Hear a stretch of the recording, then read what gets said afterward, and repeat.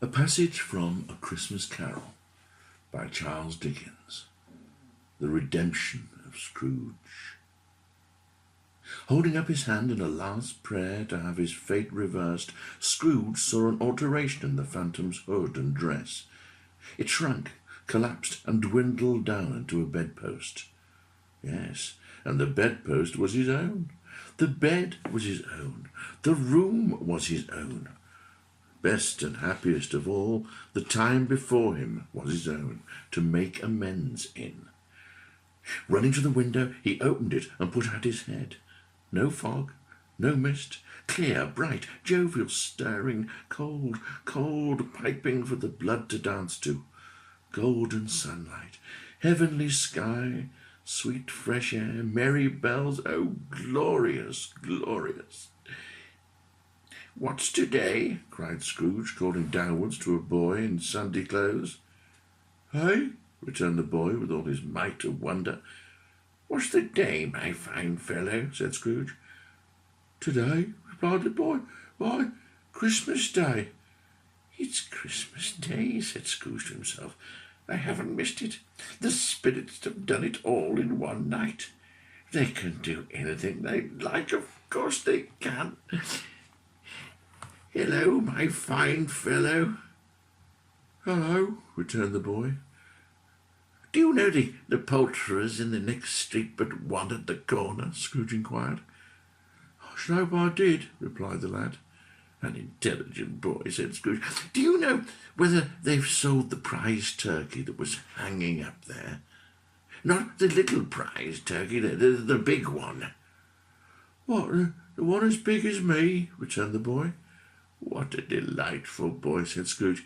"Yes, my buck." "It's hanging there now," replied the boy. "Is it?" cried Scrooge. "Go and buy it, and tell them to bring it here, that I may give them direction where to take it. Come back with the man, and I'll give you a shilling. Come back with him in less than 5 minutes, and I'll give you half a crown." The boy was off like a shot.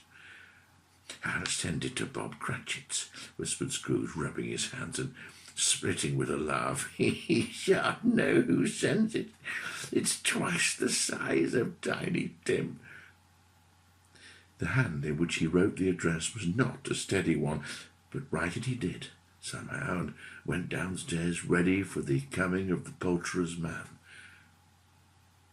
He was early at the office the next morning. If only he could be there first and catch Bob Cratchit coming late. That was the thing he had set his heart upon. And he did it. Yes, he did. The clock struck 9. No Bob. 1:15. No Bob. He was full 18 minutes and a half behind his time. Scrooge sat with his door wide open that he might see him come into the tank. Bob's hat was off before he opened the door. His comforter, too. He was on his stool in a jiffy, driving away with his pen, as if he were trying to overtake 9 o'clock. "Hello," growled Scrooge in his accustomed voice, as near as he could feign it. "What do you mean by coming in at this time of day?" "I'm sorry, sir," said Bob. "I am behind my time." "You are?" repeated Scrooge. "Yes, I think you are. Step this way, if you please." "Oh, it's only once a year, sir," pleaded Bob, peering from the tank. "It shall not be repeated. I was making rather merry yesterday, sir." "Now, I'll tell you what, my friend," said Scrooge.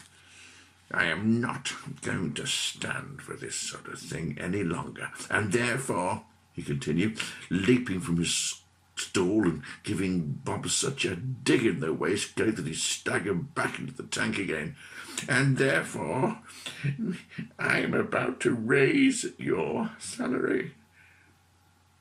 "A Merry Christmas, Bob," said Scrooge, with an earnestness that could not be mistaken, as he clapped him on the back.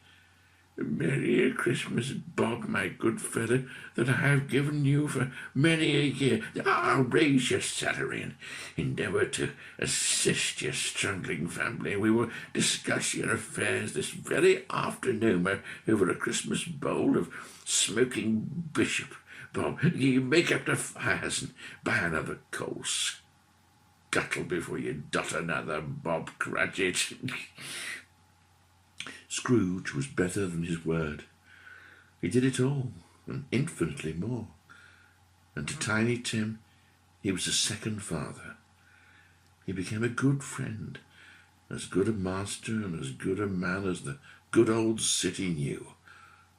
Some people laughed to see the alteration, but he let them laugh, and little heeded them, for he was wise enough to know that nothing ever happened on this globe for good at which some people did not have their fill of laughter at the outset. His own heart laughed, and that was quite enough for him. He had no further intercourse with spirits, and it was always said of him that he knew how to keep Christmas well, if any man alive possessed the knowledge. May that be truly said of us and all of us. And so, as Tiny Tim observed, God bless us, everyone.